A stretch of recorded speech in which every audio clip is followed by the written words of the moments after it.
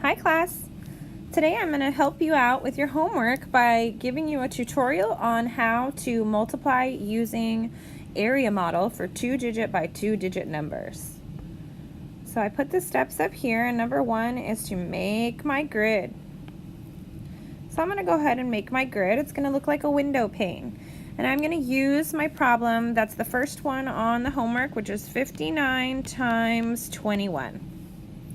Okay, I've made my grid, so I'm going to check that box off. And then my next box says to expand my numbers. And what I mean by that is that I'm going to put my numbers in expanded form.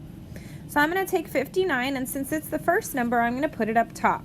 I know that the expanded form of 59 is 50 plus 9. So I'm going to write that there. I need to put my multiplication symbol here to remember that I'm going to be multiplying those numbers. And then I'm going to take my 21 and put it off to the side. I'm going to expand that one as well into its expanded form, which is 20 plus 1. So I can check that box off. Now I'm going to multiply both of my top numbers that are right here by the number in the first row, which is my 20. So first I'm going to do 50 times 20, and then I'll do 9 times 20. So I'm going to write in the box what I'm going to multiply, just to kind of remind myself and so that I can show my work. So here I'm going to do 50 times 20. Here I'm going to do 9 times 20. Okay, once I multiply, we're going to do our little strategy where we take out the factors that are not 0, or the digits in the factors that are not 0, and multiply those, and then I just need to drop my 2 zeros. I need to add a comma, so I'm going to do that by going 1, 2, 3, and then placing the comma right between the 1 and the 0. So I'm going to put my comma there. Now I'm going to multiply 9 times 20, but first I'll do 9 times 2, and then I'm going to drop that 0 from my factor into my product. And that one only has 3 digits, so I don't need a comma. At this point, I have now multiplied both of the top numbers by the number that's in the first row.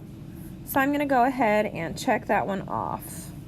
And now my next step is to multiply both numbers by the number in the bottom row. So the number in the bottom row is a 1, which means I need to multiply 50 times 1 and 9 times 1. Okay, so I'm going to go ahead and write 50 times 1 right here and 9 times 1 right here to remind myself what I'm multiplying, and then I'm going to use the same strategy. I'm going to take the digits in the factors that are not zeros, I'm going to multiply them. This is going to give me 5, and I'm going to draw an arrow from my 0 in my factor to the 0 in my product. Now the only thing left to multiply is going to be 9 times 1, and I know that that's 9, so I'm just going to write that here. Okay, I'm going to check off my step, and then my last step is to add my partial products. So I'm going to make this a little bit smaller so I have more space, and I'm going to take all of those partial products, my 1,000, my 180, my 50, and my 9, and I'm going to go ahead and add those up.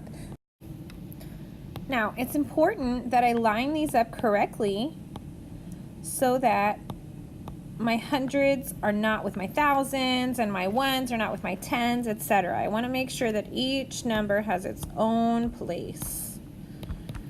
This will prevent me from making mistakes. So if you guys want, you can also put the little lines so that you can make sure everybody's with who they need to be. Then we're going to start over here in the ones place, and we're going to do 0 plus 0 plus 0 plus 9, and that's 9.